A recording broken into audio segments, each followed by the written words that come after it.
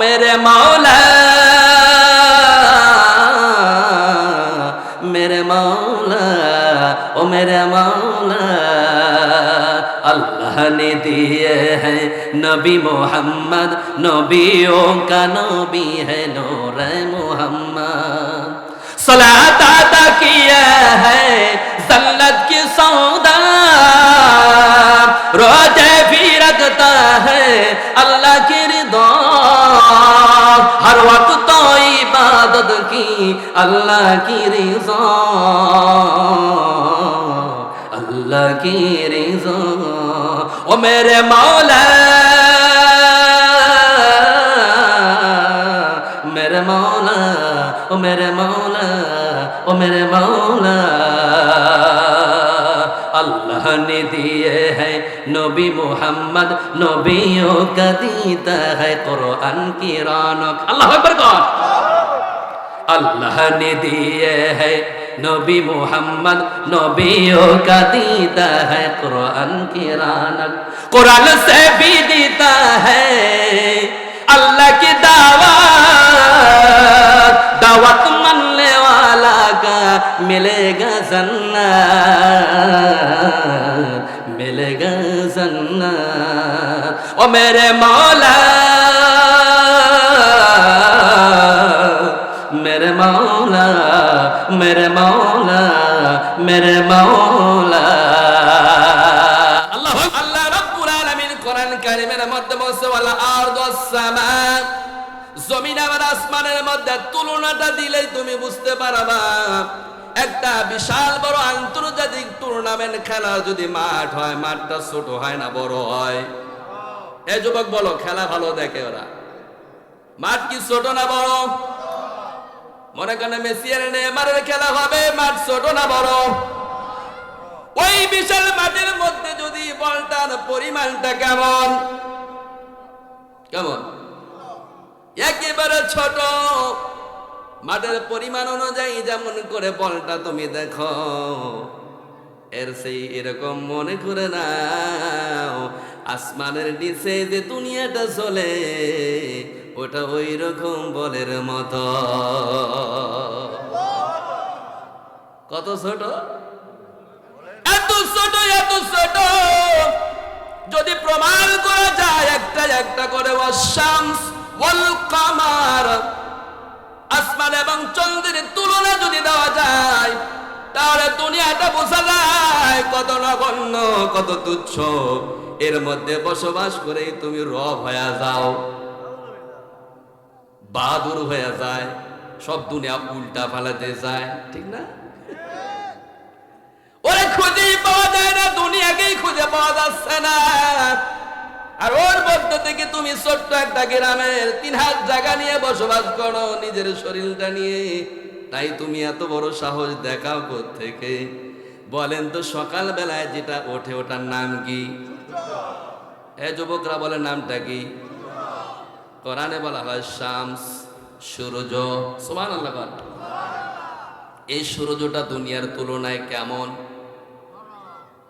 কিরম বলো এই প্লেটের মতো মনে হয় না সকালবেলা খাবারের প্লেটের মতো লাল হয়ে ওঠে না এ যুবক বলেন প্লেটের মতো ওঠে নাকি মনে হয় একটা খাবার প্লেট না এরকম বিজ্ঞান তত্ত্ব দিয়েছে শামস নিয়ে গবেষণা করে বের করেছে এই পৃথিবী তুলনায় 13 লক্ষ গুণ বড় সূর্য হয় তাহলে এই সূর্য তো নিচে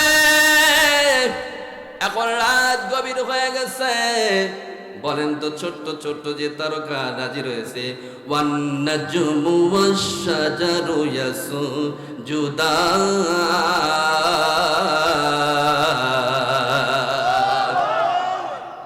যেই নক্ষত্রটা যে আল্লাহ তাআলা বানাইছে অন্ধকার রাত হলে দেখা যায় লক্ষ লক্ষ কোটি কোটি তারকা উঠেছে আমাদের মনে হয় টিপটাপ লাইটের মতো সুবহানাল্লাহ আমাদের আন্দাজ কি ওই টিপলাট লাইটের মতোই না এর চাইতে বড় হবে হ্যাঁ চাঁদের চাইতে ছোট যেরকম না না না দোস্তরে বুজুর্গ শুনে নাও, ছোট্ট যে তারকা দেখা যায় আর যে বড় বড় তারকা দেখা যায়, ওই বড় বড় তারকারাজি হলো সামনে, ওই সামনের তারকারাজি যেটা দেখা যায় এটা হলো ছোট, আর যেটা ছোট দেখা যায় ওটা হলো পিছনে যার জন্য ছোট দেখা যায় ওটার পরিমাণ হলো বড়। আল্লাহু আকবার। কথাগুলো কি বোঝা যাচ্ছে? সামনের তারকারাজি রয়েছে, এই কোটি কোটি তারকারাজি, কোটি কোটি চাঁদ গুলো যদি বানানো যায়, যে তাদের তুলনায় দুনিয়াটা হলো 13 লক্ষ কোটি, 13 লক্ষ গুণ বড় হলো চাঁদ এবং সূর্য। এই সূর্য যদি কোটি কোটি সূর্য যদি একটা তারকার মধ্যে ঢুকিয়ে দেওয়া যায়, পেট ভরবে না। আল্লাহু আকবার কোন না তো? তাহলে তাই যদি হয়, দুনিয়ার 13 লক্ষ গুণ বড় হলো সূর্য, এই সূর্য যদি কোটি কোটি ঢুকিয়ে দেওয়া যাবে এই তারকার মধ্যে, যেটা হলো সামনে ছোট, তাহলে বড়টার মধ্যে কেমন ঢোকানো যাবে? আল্লাহু আকবার কয় না তো? হ্যাঁ, তাহলে সেই তুলনায় দেখেন দুনিয়ার মধ্যে কত ছোট, আর এই ছোট মানুষ, এই ছোট জায়গার মধ্যে তুমি ছোট্ট একটা মানুষ, তাই তুমি বাহাদুরি দেখাও, খুঁজতে গেলে যে আল্লাহ তোমাকে যে তাকায়া দেখে, এই তো বড় ব্যাপার, ঠিক না বলেন? এটা গেল চাঁদের নিচে, এরপর আসমানের নিচে। আসমানের ব্যবধান কত বড় হবে, যে আসমানের নিচেই তারকারাজি গুলো ঝুলতেছে, তাহলে সেই আসমানের তুলনাটা কেমন? আল্লাহু আকবার কয় না তো? তাহলে আসমানের নিচে যে তারকারাজি গুলো ঝুলতেছে, তাহলে আসমানটা মনে হয় ছোট। অদুস্থ বুজুর্গ, আমি যে সূরা ফাতিহার প্রথম আয়াত পড়েছি, দুনিয়ার মধ্যে দুইজনকে বেশি প্রেম করা লাগবে, একটা হলো আল্লাহ, একটাকে, দ্বিতীয় নাম্বার হলো জনাবে মুহাম্মদুর রাসূলুল্লাহ। এই নবীজি কেমন দামি গো, এই নবীজি কেমন দামি। আজ নবী সম্পর্কে এই মঞ্চে বেশি আলোচনা হয়েছে, ঠিক না বলেন? হ্যাঁ, কিন্তু আমি একটু আপডেট কিছু কথাগুলো বলে আপনাদেরকে খোলাসা করতে চাই আরো একটু গভীরে। আল্লাহু আকবার কোন? আমি একটু আপডেট কথা বলে যাই, যেগুলো জীবনেও শোনেন নাই, যে তথ্যগুলো নাই, গবেষণা করা লাগে। আল্লাহু আকবার কোন? এমনি পড়ার গবেষণা কি সমান হয়? যেরকম এমনি যে ফোন চালায়, শুধু কল ধরে রিসিভ করে, সে যেরকম বসে, আর একটা ছেলে সব নেট ঘেটে দুনিয়া সব তদন্ত করে, সে আর ওর মধ্যে কি পার্থক্য আছে না নাই? ও তো খালি ফোন রিসিভ করে কথা হ্যালো শেষ, ঠিক না? আর ও হ্যালো পাওয়া লাগে না, দুনিয়ার সব জনের সাথে একসাথে কথা করছে, 10-20 জনের সাথে এক সময়, আছে না নাই? এরকম যুবক নাই? একই সাথে 10-20 জনের সাথে সেটিং করতেছে একই টাইমে। যুবক করা যায় কিনা বলো? যায় যায়? 20-50-100 জনের সাথে এক টাইমে কথা বলতেছে, আর তুমি বোঝো না, তাই কল করে একজনের সাথে ঘন্টাব্যাপী কথা কও, ঠিক না? তার মানে কোনো জ্ঞান হলো, তত্ত্ব জ্ঞান লাগবে, গবেষণা যত করবা তত বেশি বোঝা যায়। সুবহানাল্লাহ।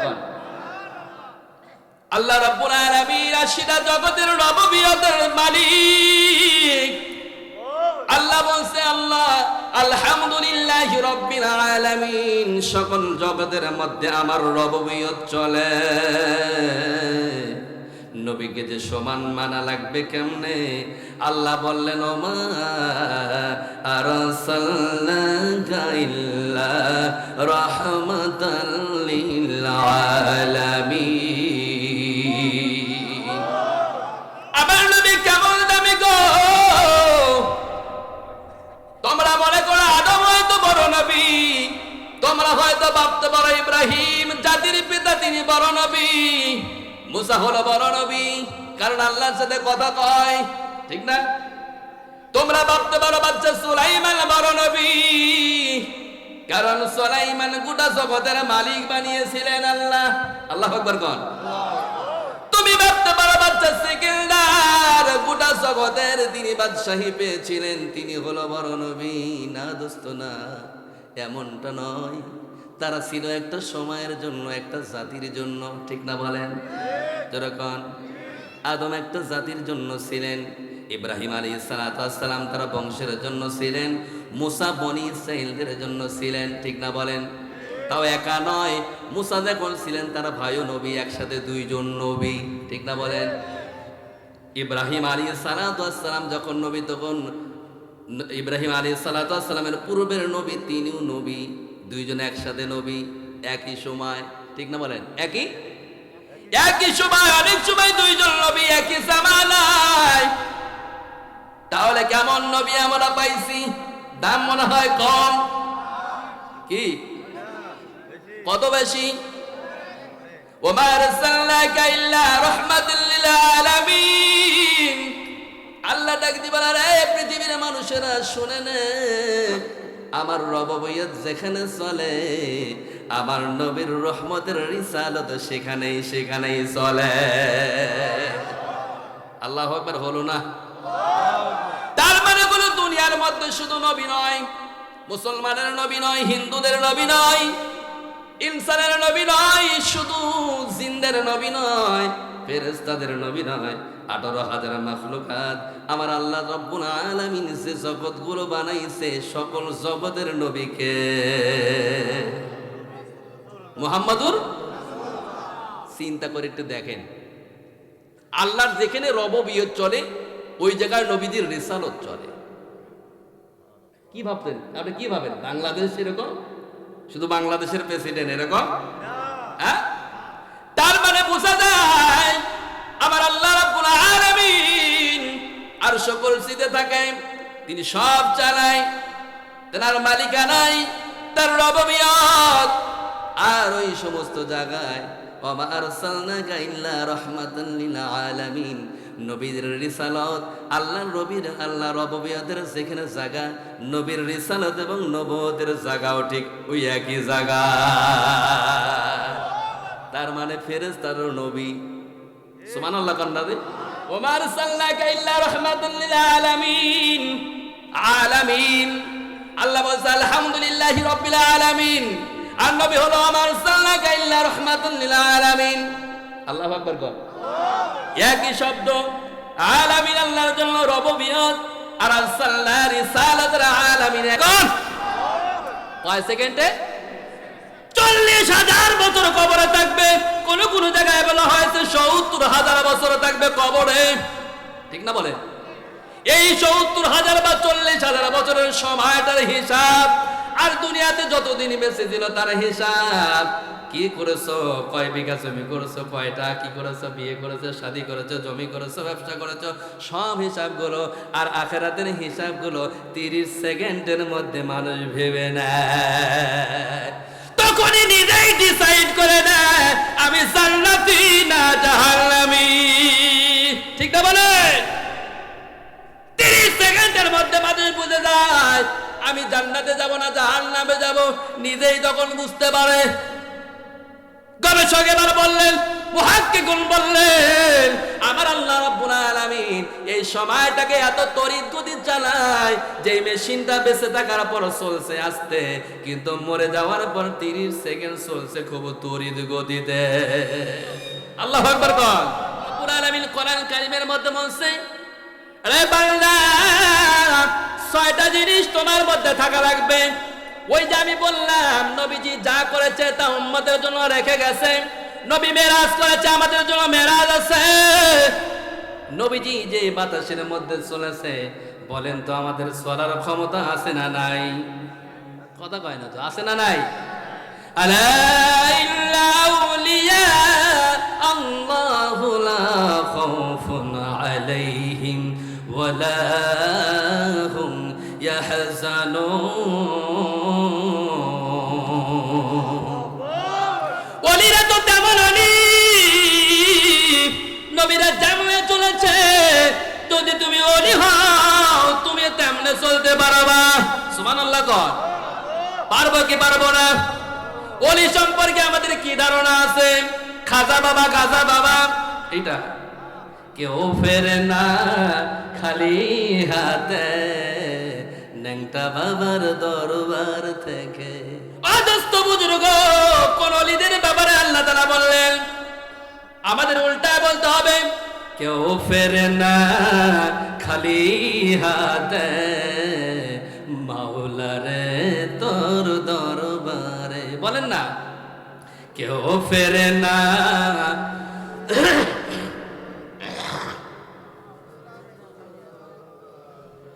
চাইলে বান্দা রয় না খালি, চাইলে বান্দা রয় না কাঙ্গাল, মাওলারে তোর দরবারে কেউ ফেরে না খালি হাতে মাওলারে তোর দরবারে। এই যে মাওলার দরবারে আমরা আসছি, কিছু নিয়ে যেতে পারবো কি পারবো না? জোরে কর। এখনই সঙ্গে সঙ্গে আমরা পেয়ে গেছি, আমরা নিয়েই যাব। সুবহানাল্লাহ কর।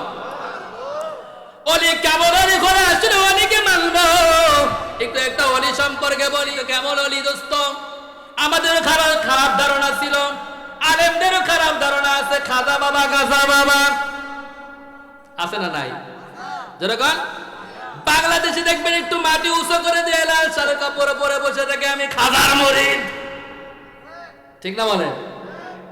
বলে কার মুরিদ তুমি? কয় খাজার মুরিদ। বলে তুমি কি ইন্ডিয়া গেছ? মানা যায়নি। তাহলে মুরিদ হলে কেমনে?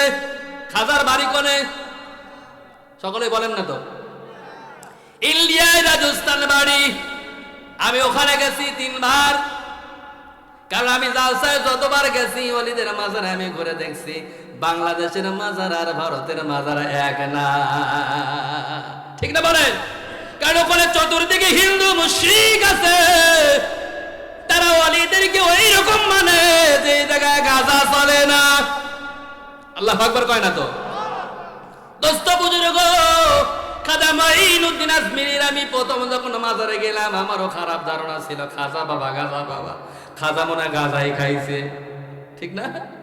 আসলে কি খাজা কি গাজা খাইছে? নাউজুবিল্লাহ কন। ভালো ধারণা নিয়ে আসেন, দেখেন খাজা কেমন ছিলেন। খাজা মাইনুদ্দিন আজমিরি রহমাতুল্লাহ আলাই, মারহাবা কন। খাজা মাইনুদ্দিন আজমিরি রহমাতুল্লাহ আলাই কেমন ওলি ছিলেন? খাজা মাইনুদ্দিনের বয়স যখন 6, কত? আমি ওই মাজারে যাওয়ার পর তাআজ্জব হয়ে গেলাম। কলকাতা থেকে 2200 কিলো দূরে রাজস্থান, আমি যখন ট্রেনে ওখানে গেলাম, খাজা মাইনুদ্দিন আজমিরির মাজারে যাব দেখার জন্য। কারণ অলিদের দরবারে বাংলাদেশে ঘোরা যায় না, গাজার চোটে ওখানে আলেমরা থাকাই না। ঠিক না বলেন? জোরে কর। গাজার চোটে ছোটা মোটা ছোট করে যাওয়া যায় না, যুবকরা বেশি যায়। ঠিক না? ওই লালনের মাজার আর কোন মাজার দিন কয় উপরে আছে? কুষ্টিয়া আছে। আমাদের পাবনার পাশে ওখানে ভিড় জমায় ন্যাংটার দরবার। নাউজুবিল্লাহ কর। ন্যাংটা পূজা করে হলো হিন্দুরা, তোমরা শিখলা কোথা থেকে? ঠিক না বলে? ও দোস্ত, খাজা মাইনুদ্দিন আজমিরির মাজারে যাওয়ার পর আমি ওযু করে চিন্তা করলাম, একটু তেলাওয়াত করব, মোনাজাত করব, দোয়া করব, এই নিয়ত করে ঢুকলাম। ঢোকার সঙ্গে সঙ্গে দৃশ্যপট ভিন্ন হয়ে গেল। দেখলাম ভিতরে ঢোকার পরে দেখলাম ছোট্ট ছোট্ট যুবকরা, ছোট্ট ছোট্ট তরুণীরা সবুজ পোশাক পরে হুজুর এবং সুন্নতি লেবাস পরে পরে তারা ঘুরতেছে। আল্লাহু আকবার কর। মনে হলো জান্নাতের পোশাক পরে ঘুরতেছে। চোখটা শীতল হয়ে গেল। আমি চিন্তা করলাম, বাংলাদেশের মাজারে ছটা ছাড়া কিছু চোখে পড়ে না। ঠিক না বলে? কিন্তু এখানে দেখা যায় সব সুন্নতি লেবাস। সুবহানাল্লাহ কর। ও দোস্ত বুজুর্গ, ভিতরে ঢোকার সঙ্গে সঙ্গে দেখলাম মাজারের সব জায়গায় নামাজের জায়নামাজ কাটা, তার মানে কাতার লাইন করা। সুবহানাল্লাহ কর। আমাদের বাংলাদেশের মাজারে কিরকম আছে? কথা কোন সত্য করে বলেন। আছে, এগুলো আছে। সব জায়গায় নামাজের চিহ্ন করা। তখন আমি বুঝলাম এই চিহ্নটা নামাজের চিহ্ন। তার মানে জমার নামাজের লোক যদি বেশি হয় তাহলে সব জায়গায় নামাজ চলে। আল্লাহু আকবার কর। ভিতরে ঢোকার পর আমি আরো নতুন নতুন জিনিস দেখা শুরু করলাম। দেখলাম একটা একটা করে গুনে দেখলাম খাজা মাইনুদ্দিন আজমিরির এরিয়ার মধ্যে 5টা মসজিদ। আল্লাহু আকবার কর। কয়টা মসজিদ? সকলেই বলেন কয়টা? 5টা মসজিদে কি চলে না অন্য কিছু চলে? জোরে কর। আর আমাদের মাজারে কি মসজিদ আছে? নামাজ পড়ার কোনো কায়দা আছে? ডোলের বাড়ির চোটেও পায়জামা ঢিল হয়ে যায়, ঠিক না বলে? ওযু ছুটে যায়, ঠিক না বলে? খাজা মঈনুদ্দিন আজমিরীর এই মাজার দৃশ্য দেখে আমার মাথার মধ্যে ভিন্নতা চলে আসলো। আমি যখন কওমি মাদ্রাসায় পড়েছি তখন থেকে আমার খারাপ ধারণা ছিল এই সমস্ত দরবারগুলোতে, এই সমস্ত মাজারগুলোতে খারাপ মানুষ বেশি বসবাস করে। এই ধারণাগুলো আমার চেঞ্জ হয়ে গেল। খাজা মঈনুদ্দিনের জীবনী পড়ার জন্য আমি পাগল হয়ে গেলাম। আল্লাহু আকবার কোন। রাজস্থানের মার্কেটের মধ্যে ঢুকলাম। খাজা মঈনুদ্দিন তার খলিফা ছিল ৬২ জন। কয়জন? সবচেয়ে বড় ছিল কুতুবউদ্দিন বখতিয়ার কাকি রাহমাতুল্লাহ আলাইহি। তিনি এক উর্দুতে কিতাব লিখছে খাজা মঈনুদ্দিনের জীবনী সম্পর্কে। সবচেয়ে বড় খলিফা, তার কিতাবটা আমি খুঁজে পেলাম। আমি বললাম, ভাই গো, খাজা মঈনুদ্দিনের জিন্দেগি কিছু হয় আছে কিনা, আছে কিনা, হায় কিনা আপকে পাস? হ্যাঁ আছে, একটা কিতাব আছে, কুতুবউদ্দিন বখতিয়ার লিখেছে উর্দুতে। উর্দুতে আমি পড়া জানি, দাও বইটা।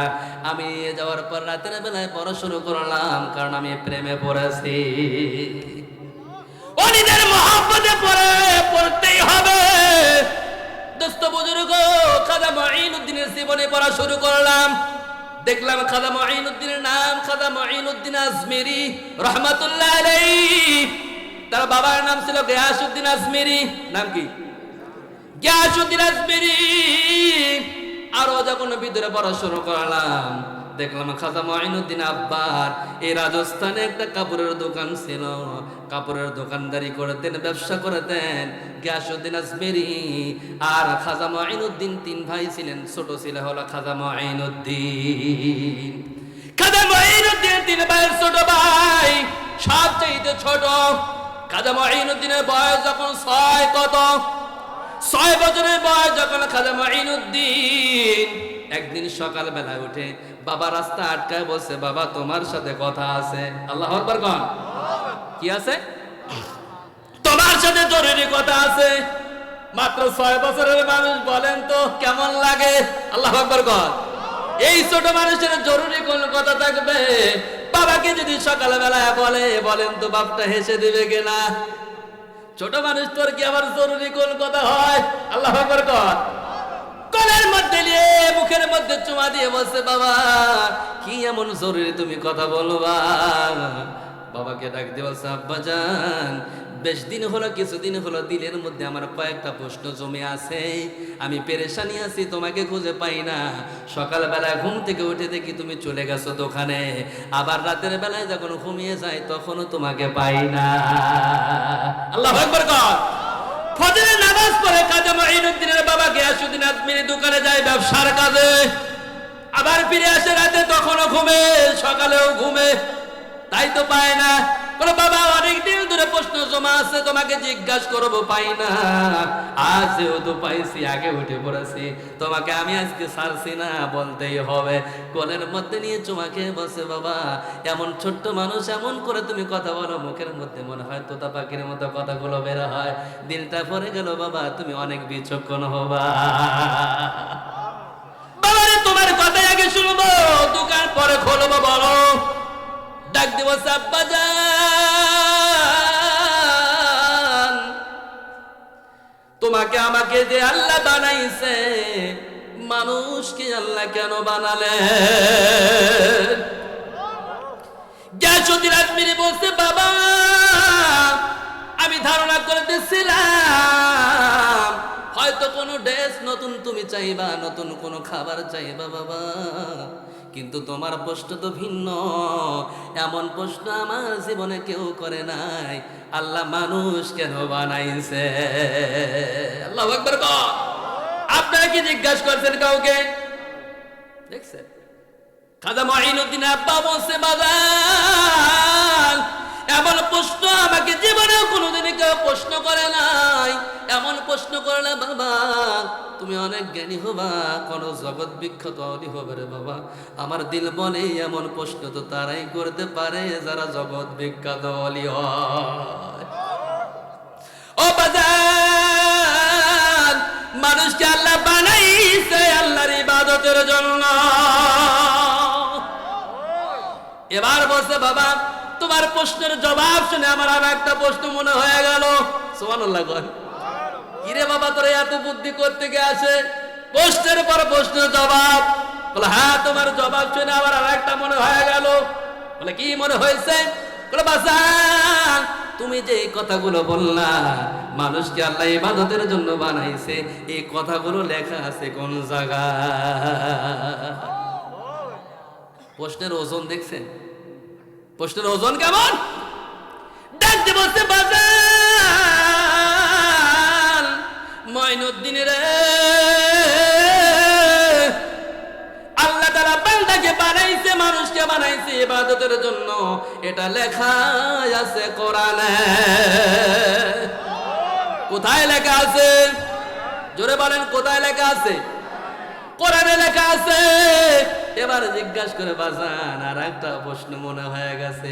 দেখবেন যারা বুদ্ধিমান এবং শিক্ষিত, যারা তেজস্বী মেধাবী হয়, ওই ক্লাসের মধ্যে সবচাইতে টিচারকে বেশি প্রশ্ন করে, ঠিক না বলেন?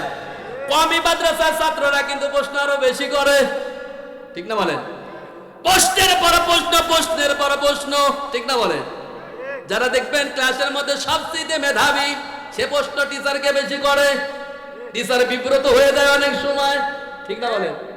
সর্বনাশ কি বা কি প্রশ্ন করে, ওই ক্লাসে যাইতে টিচারদের ঘাম ছুটে যায়, ঠিক না বলেন? বিশেষ করে কমি মাদ্রাসায় মান্তিকের কিতাব যদি ভালো বোঝে ছাত্ররা, ওই টিচার পড়তে পড়তে ওর হুঁশ থাকে না, ঠিক না বলেন? মান্তিকের কিতাব সবচেয়ে জটিল, আর এর মধ্যে প্রশ্ন বেশি। আল্লাহু আকবার কর। খাজা মঈনুদ্দিন জিজ্ঞাসা করছে বাজার যে কোরআন কারিমের মধ্যে আল্লাহ ইবাদতের কথা লিখেছে, মানুষকে ইবাদত করা লাগবে, ও গো বাবা এই কোরআন কি তুমি পড়েছো? আল্লাহু আকবার কর। চোখ দিয়ে দর দর করে এবার পানি পড়ে গেল, ঠোঁটে মুখে চুমু দিয়ে বলছে বাজান আমার তো আরো 2টা সন্তান আছে, কোনোদিন এই প্রশ্ন করলো না। আমার তো কত ভাই বন্ধু রয়েছে, কেউ কোনোদিন প্রশ্ন করলো না। বাজান রে আজ আমার দিলের কথা বললি, আমার মনে হয় তুই বড় জগৎ বিখ্যাত ওলি হবি। চোখের পানি ছেড়ে দিয়ে চুমা দিয়ে বলছে বাজান মঈনুদ্দিন রে আমি শুধু কোরআন পড়েই নাই, আমি গিয়াসউদ্দিন আজমিরি কোরআনের হাফেজ। আল্লাহু আকবার জোরে। খাজা মঈনুদ্দিনের বাবা কি কোরআনের? বাপ के बेटा सिपाही को घर कुछ ना हो तो थोड़ा थोड़ा। বাবা হাফেজ, তাই তো প্রশ্ন বের হচ্ছে ছেলের থেকে, ঠিক না বলেন? খাজা মঈনুদ্দিন বলছে বাবা তাহলে আর দেরি নয়, আমাকে কোরআন শেখানো লাগবে। বেটারে আমি তো গরিব মানুষ, আমি তো দোকানদারি করি, তোরে কোরআন কোন সময় পড়াই? আমার কাছে পড়তে হলে আমার সাথে দোকানে যাওয়া লাগবে। আল্লাহু আকবার কর।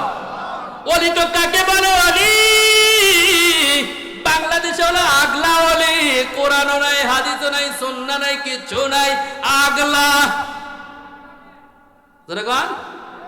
আর এই বর্তমান বাউল আর ফাউলরা শুরু করছে, ঠিক না বলেন? বাউল আর ফাউলরা আর আগলা ওলিরাই তো বাংলাদেশকে নষ্ট করতেছে।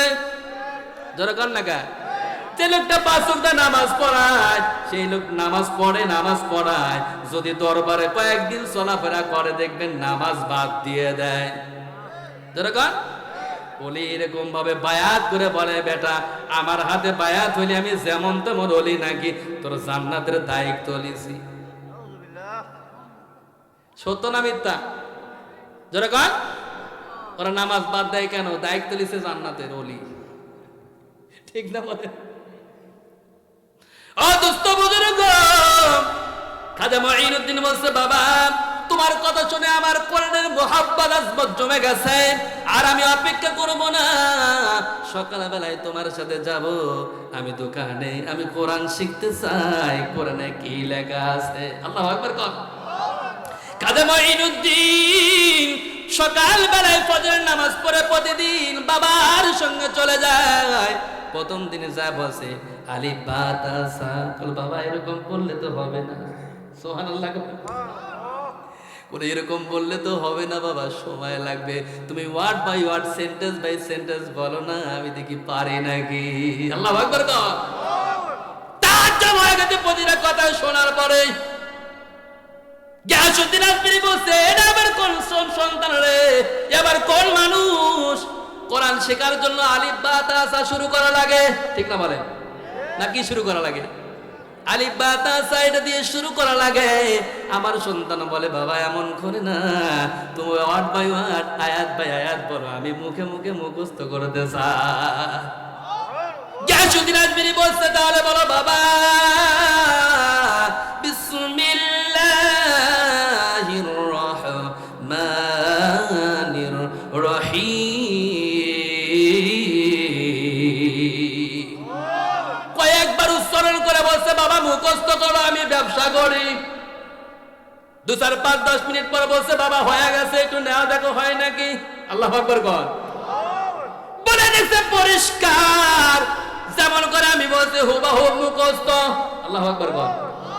অদুস্থ বুজুর্গ এবার 3, 4, 4টা করে আয়াত দেওয়া শুরু করলেন, সূরা বাই সূরা দেওয়া শুরু করলেন, মুখস্থ হয়ে যায়। 1 বছরে কোরআনের হাফেজ। কয় বছর? জোরে কর। 1 বছরে কোরআনের হাফেজ। রমজান মাসে 2 বার শোনাইছে। সুবহানাল্লাহ কর। 15 দিনে একবার একটা খতম, আবার 15 দিনে একটা খতম, তার মানে রমজান মাসে 2 বার শোনাইছে। আল্লাহু আকবার কর। কাজা মঈনুদ্দিন কোরআনের এমন প্রেমে পড়েছে, বুজুর্গের আজ আমরা কোরআন ওই যে রেখে দিয়েছি তাকের মধ্যে মোলাট লাগাইয়া, মশা মাছি খায় সাফ করে দেয়, ওই পোকা খায় সাফ করে দেয়, কোরআন খোলার লোক নাই, ঠিক না বলেন? কোরআন যখন হয়ে যায়, নষ্ট যখন হয়ে যায়, ইমামের কাছে জমা দেয়, হুজুর মসজিদে রেখে দেন। মসজিদ কি পড়বে নাকি? মসজিদ পড়বে? যেরকম মসজিদেও যদি রাখে, মুসল্লিরা কোরআনই পড়া জানে না, ঠিক না বলে? কমপক্ষে মসজিদে রাখলে মুসল্লিরা তো পড়ার কথা, ওই আশায় হয়তো দেয় না, কি কোন আশায় দেয় জানি না। তবে মসজিদের যে কোরআনের তাকের মধ্যে আছে, কয়দিন খুলে দেখছেন? হ্যাঁ, আল্লাহর নবী বলেছে, আমার সাহাবী তো এমন ছিল, যখন তারা আমার হাতে বায়াত হয়ে মুসলমান হয়েছে, কোরআন শিখতে পারছে না, দেরি হচ্ছে, তারা কোরআন না পড়তে পারলে কোরআনটা খুলে খুলে দেখতো আর মায়া লাগাইতো, এটা নবীর পর নাজিল হয়েছে। চোখের পানি জড়াইতো, এটা কোরআন আমার নবীর উপর এসেছে, এত সুন্দর কোরআন, হাত দিয়ে ছুঁইতো আর চোখের পানি ছড়াইতো। নবীজি বলতেন, যদি কোরআনটা দেখে যদি মায়া লাগাইতে পারো, পড়ার মতো নাকি হবে। আল্লাহু আকবার কর। ও দোস্ত বুজুর্গ, কোরআন পড়তে পারো না, কোরআনটা ছুঁয়াও দেখলে না, খোলাও দেখলে না, ঠিক না বলে? এই তো মুসলমান। আমি তাই তো বলি, এখনো মুসলমান মানুষ হয় নাই, ঠিক না বলে? মুসলমান হয়েছে, হয়েছে মুসলমান নবী কেমনে হয়েছে? আল্লাহ রাব্বুল আলামিন থেকে নবুয়ত কেমনে দিয়েছে? কেমন করে সাহাবীরা মুসলমান? কোরআন কারীমের মধ্যে আছে, আল্লাহ রাব্বুল আলামিন বলছে, অবশ্যই সর্বপ্রথম ইলম লাগবে। ফাআলামু আন্নাহু লা ইলাহা ইল্লাল্লাহ। আল্লাহ রাব্বুল আলামিন বলছে, ফাআলামু, আগে ইলম লাগবে, আন্নাহু হুয়ার মারদা, আবার ইলম। সুবহানাল্লাহ কোন। তাহলে ঈমান আনার জন্য সর্বপ্রথমে লাগবে কি? কোরআন। কি লাগবে? ঈমান আনার জন্য প্রথম কি? হুজুর বলেন তো, কি কোরআন লাগবে না আগে অন্য কিছু লাগবে? ফাআলামু আন্নাহু লা ইলাহা, কালেমা আগে না কোরআন আগে? হ্যাঁ, লা ইলাহা ইল্লাল্লাহ তো পরে আসতেছে, ফাআলামু ইলম আনো আগে, আন্নাহু আবারও ইলম আনো, লা ইলাহা ইল্লাল্লাহ। দেখছেন? আল্লাহু আকবার কর।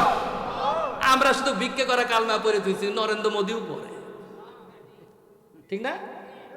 ওরম কালেমা নরেন্দ্র মোদিও পড়ে, মমতাজও পড়ে, টেজে বসে, গায় না? কালেমার গায়ন গায় কিনা? গায় কি গায় না? আগে কোরআন লাগবে মিয়া। কোরআন ছাড়া কোন আমলটা আছে দেখা? কোন আমলটা আছে? আছে আমল আছে? আছে না। আল্লাহ তো কোরআনের এই আয়াত দিয়ে বলেন ফালামু, ফায় কসমিয়া দিয়ে বলেন এলেমানো আল্লাহু এলেমই লাগবে। লা ইলাহা ইল্লাল্লাহ, লা ইলাহা ইল্লাল্লাহ বুঝবা পরে আগে এলেম অর্জন করে নাও, ঠিক না বলেন?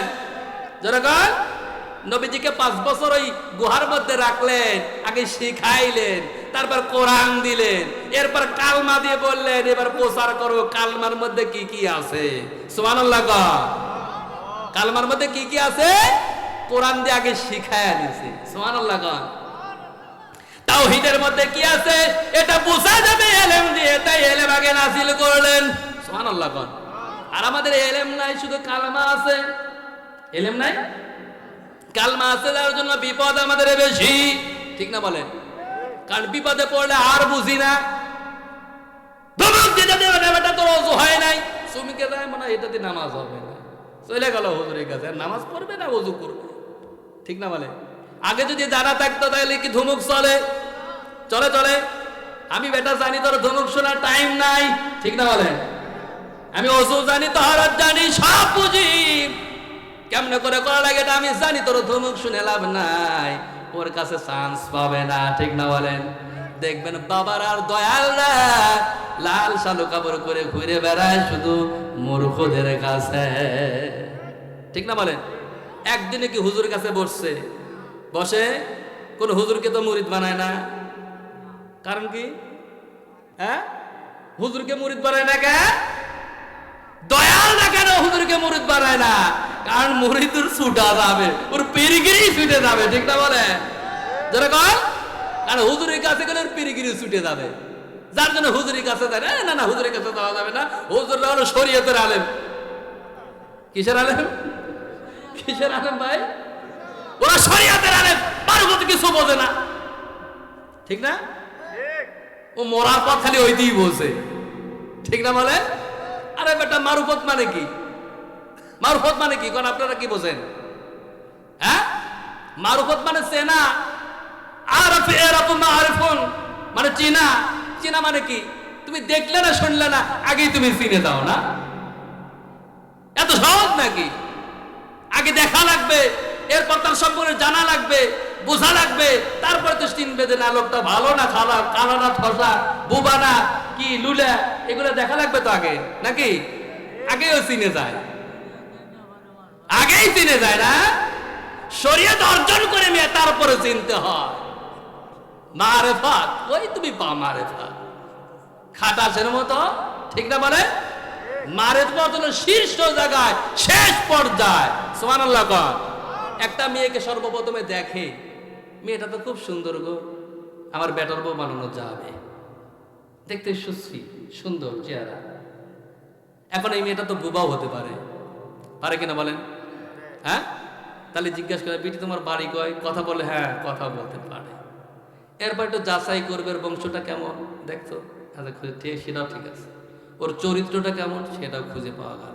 শিক্ষিত কেমন, মাথার নাটমাট ঢিল আছে নাকি ওটা দেখতো, দেখে না? সব কিছু দেখার পর তারপর অর্জন হলো মারেফাত, ঠিক না বলেন?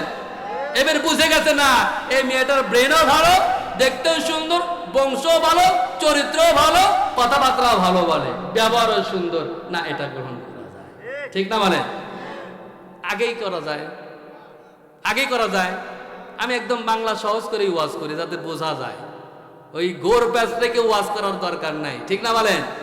আল্লাহ রাসূল বলছে হলো মাউইজা, তুমি সুন্দর ভাষায়, শালীন ভাষায় বোঝানোর মতো কথা বলো, ঠিক না বলেন? যেটা বুঝে নিয়ে যাওয়া যায়, এর নাম হলো মারেফাত। যেটাকে কামা হকু বুঝে ফেলছে, চিনে ফেলছে। সুবহানাল্লাহ। আন্দাজেই দেখলো না, দেখতে খুব সুন্দর, এই মেয়েটার সাথে বিয়ে পড়াও তো, এই মেয়েটার সাথে আবার ছেলের বিয়ে পড়াও, যা দেখলো বোবা, কথা কয় না, আনকমপ্লিট, ঠিক না বলেন? টাকায় বটে কিন্তু চোখে জ্যোতি নাই, কানা আছে না নাই? টাকা থাকে দেখা যায় না, ঠিক না?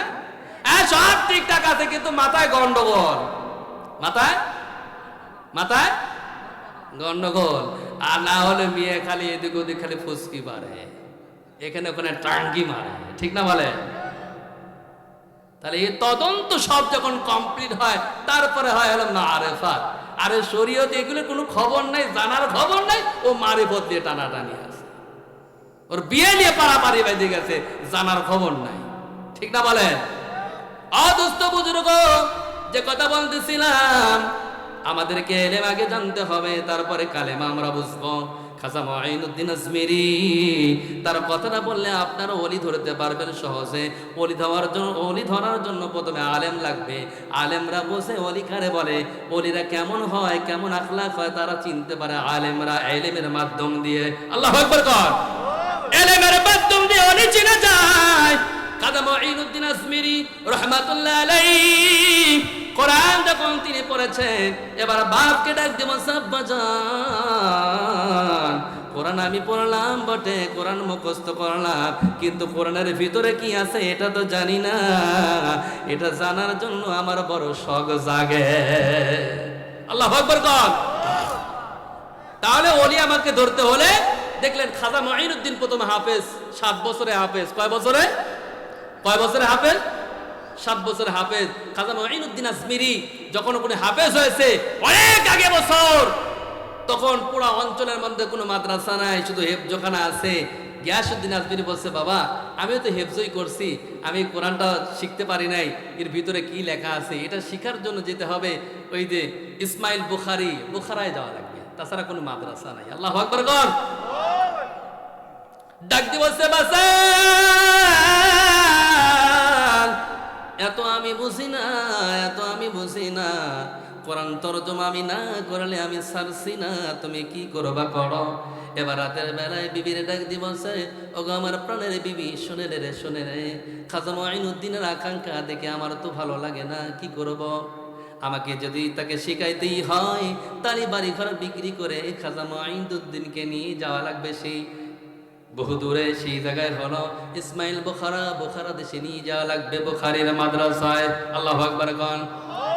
বুখারার মাদ্রাসা ছাড়া কোরআনের তরজমা তাফসীর হয় না, আর কোথাও মাদ্রাসা নাই। কি করব গো বিবি, বলো না, পরামর্শ দাও। সন্তানের চাহাত দেখিয়া বিবি ডাকে দিয়ে বলছে, স্বামী হ্যাঁ, আমার ওই 2টা সন্তান তো এমন চায় না, সে যেহেতু সম্পদ চায় না, বাড়ি ঘর বিক্রি করে দাও, আমরা চলে যাব সেই বুখারা। গিয়াসউদ্দিন আজমিরি জায়গা জমি ব্যবসা সব বিক্রি করে চলে গেলেন বুখারায়। আল্লাহু আকবার কর। বুখারায় গিয়ে ছোট্ট একটা জায়গা বানাইছে, ছোট্ট একটা ঝুপড়ি ঘর বানাইয়া ব্যবসার লাইন করতেছে আগে, কারণ মাদ্রাসায় পড়াতে হলে টাকা লাগবে, ঠিক না বলেন?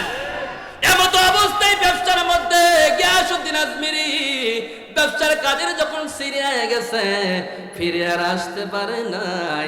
আমার আল্লাহ রাব্বুল আলামিন তার জানটা কবজ করে নিয়ে গেছে। লাশটা নিয়ে হাজির করছে, এই যে বাবা নাও, তোমার বাবা ব্যবসার মধ্যে যাওয়ার পরে ইন্তেকাল হয়ে গেছে, আমরা লাশ নিয়ে আসলাম, বাবা নাও।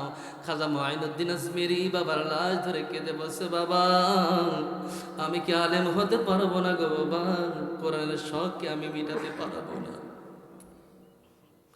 দুনিয়ার কোনো আকাঙ্ক্ষা নাই, আমার জন্য বাড়ি বেচলাম, দোকান বিক্রি করলাম, বুখারা দেশে আসলে গো বাবা,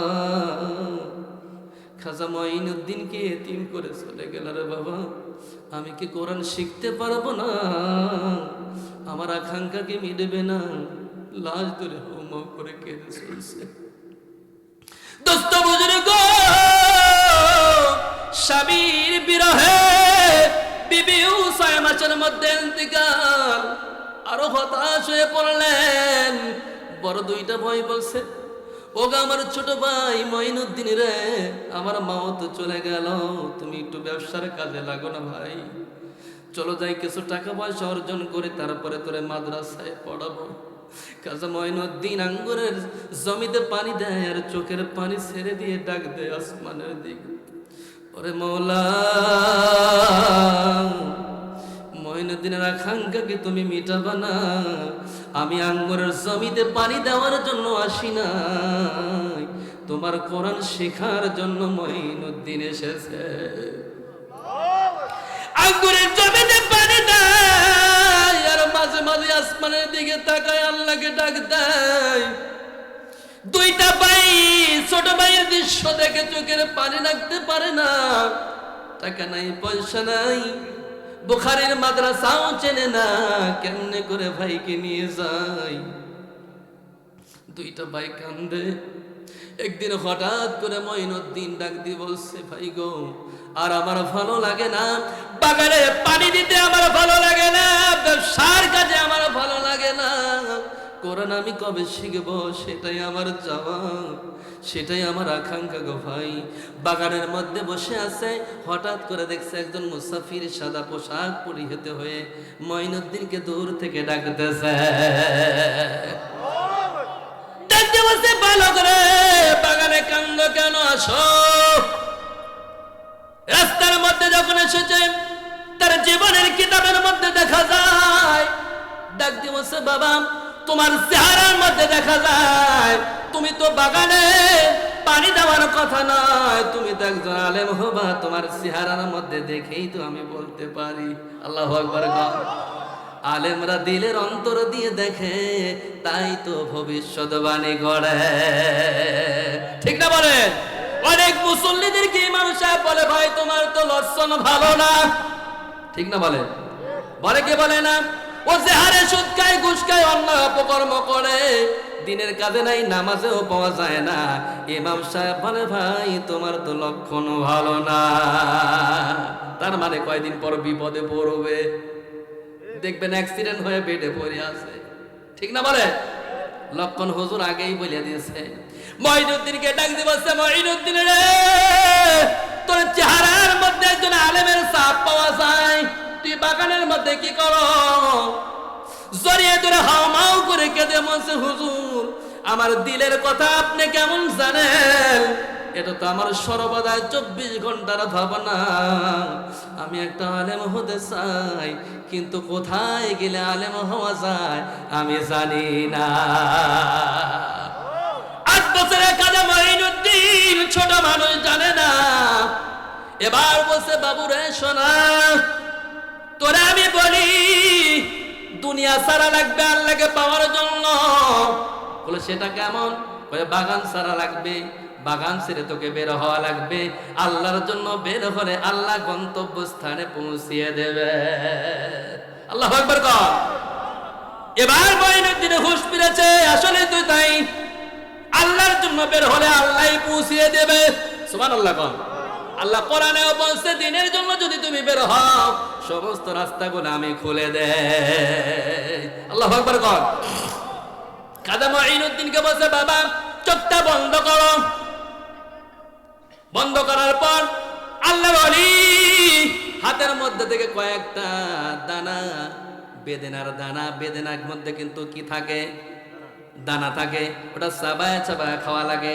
কয়েকটা দানা খুতুলিয়া থেকে বের করছে। বাবা ওষুধ খায় কেমনে? কয় পানি দিয়ে গিলে।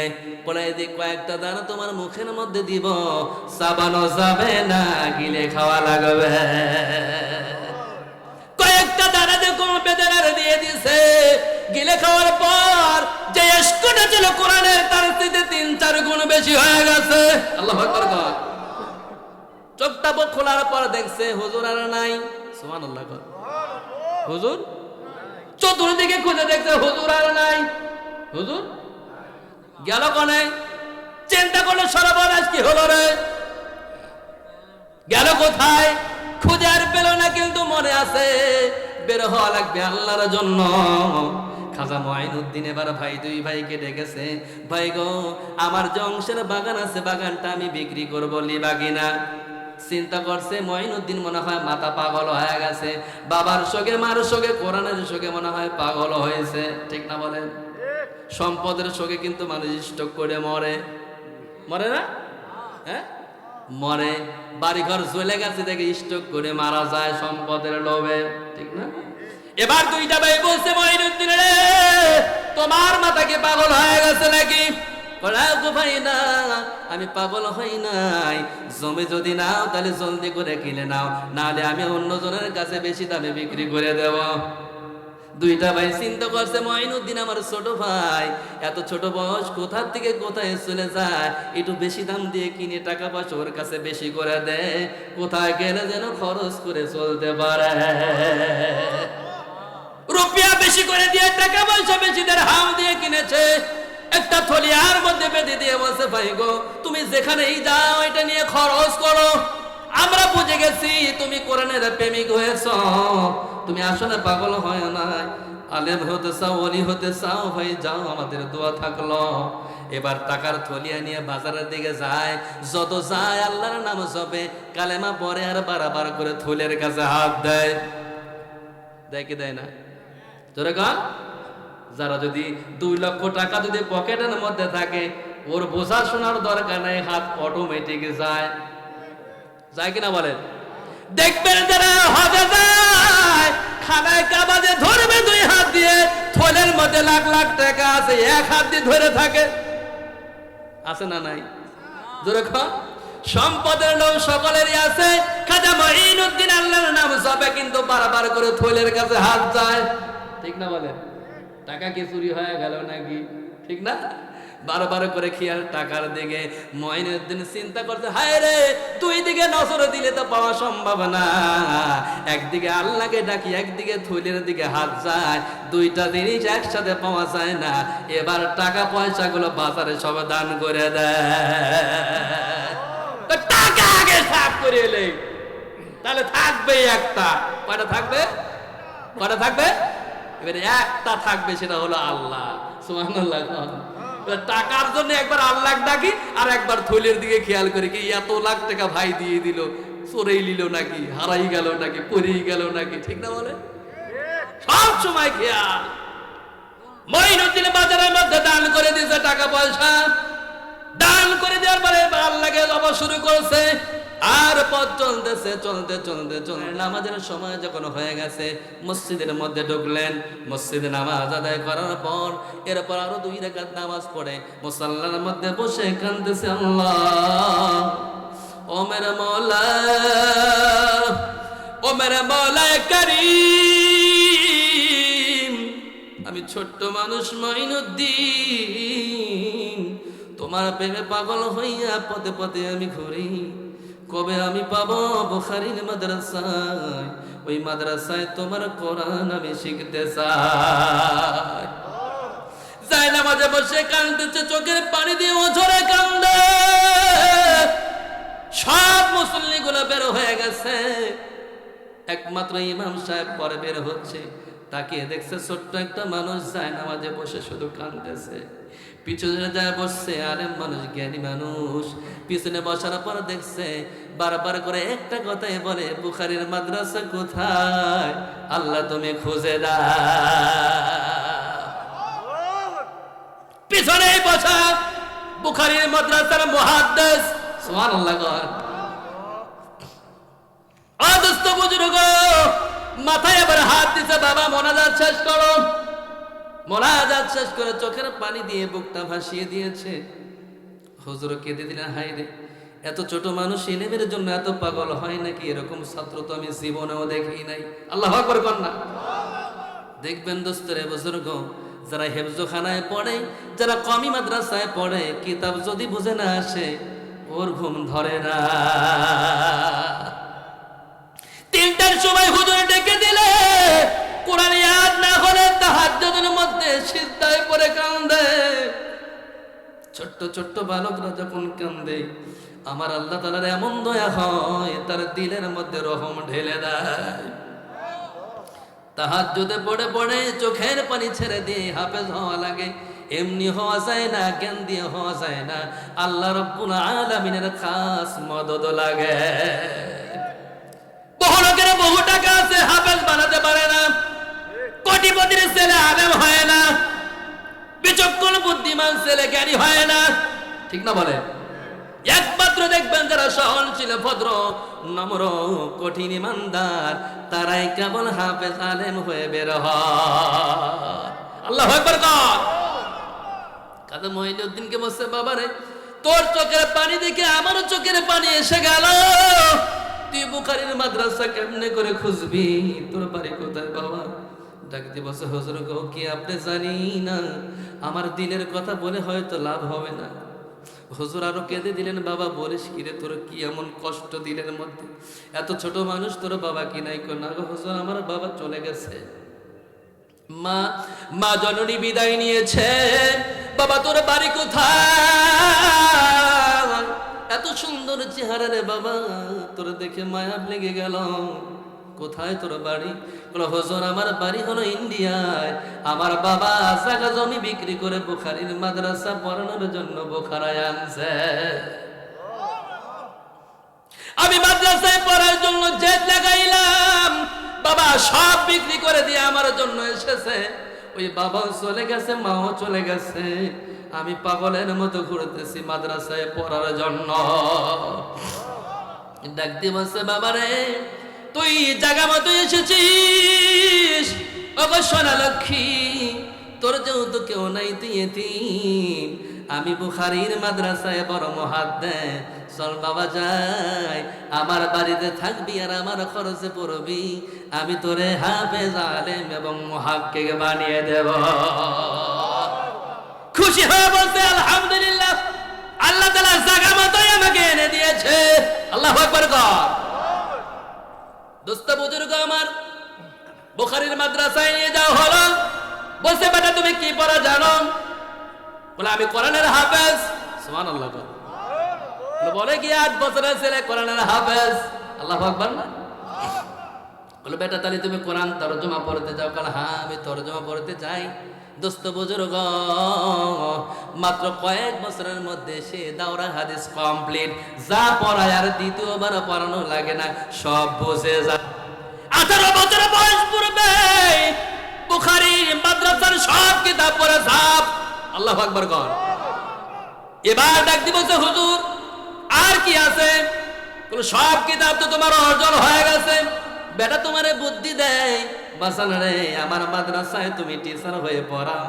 হুজুর গো, দীর্ঘদিন আপনার পায়রবি করলাম, আবার আপনার পিছনে ঘুরলাম, পড়লাম, আপনার খেদমত করলাম হুজুর। এলেম অর্জন করেছি বটে, কিন্তু যে এলেম দিয়েছে তাকে তো এখনো পেলাম না। কয় কি বেটা? বেটা বলে কি রে? কি ভাষায় কথা বলে? তাজ্জব হয়ে গেছে হুজুর। বেটা তো অন্য কথা বলে। সুবহানাল্লাহ কবেন না? বলে হুজুর এলেম তো অর্জন করলাম, হাদিস পড়লাম, তাফসীর পড়লাম, সিয়াসিত্তা পড়লাম, উসুল পড়লাম, ফিকহ পড়লাম, সব পড়া শেষ, কিন্তু আল্লাহকে পেলাম না। সুবহানাল্লাহ কোন না? যে এলেম দিয়েছে তাকে তো পাইনি। এবার উস্তাদ বলছে বেটা এটা হলো আমার কাজ, কিন্তু তুমি যে অধ্যায়ের কথা বলছো এটা আমার নয়, আমার চাইতে সিনিয়রের কাছে যাওয়া লাগবে। উসমান হারুনি আমার একজন বন্ধু আছে, আমি তোমার একটা দস্তরখত লিখে দেই বাসান। তুমি যেহেতু দুনিয়ার প্রেমিক না, তুমি আল্লাহর প্রেমিক বুঝে ফেলেছে। উসমান হারুনি আমার বন্ধু আছে, আমি লিখে দিলাম, এই কাগজটা দেখাইলে তোমাকে ভর্তি করে নেবে। আল্লাহু আকবার কর। ও মেরে মাওলা, मेरे मौला, ओ मेरे मौला, अल्लाह ने दिए हैं नबी मोहम्मद, नबियों का नबी है नूर मोहम्मद। सलात अदा किया है जल्लत की सौदा, रोजे भी रखता है अल्लाह की रिदा, हर वक्त तो इबादत की अल्लाह की रिज़ा, अल्लाह की रिज़ा। ओ मेरे मौला, मेरे मौला, ओ मेरे मौला, ओ मेरे मौला, अल्लाह ने दिए हैं नबी मोहम्मद। मोहम्मद नबियों का दीता है कुरान की रौनक। अल्लाह अकबर कौन? अल्लाह ने दिए है नबी मोहम्मद नबियों का दीता है कुरान की रौनक। कुरान से भी दीता है अल्लाह की दावत, दावत मानने वाला का मिलेगा जन्नत, मिलेगा जन्नत। ओ मेरे मौला मेरे मौला मेरे मौला मेरे मौला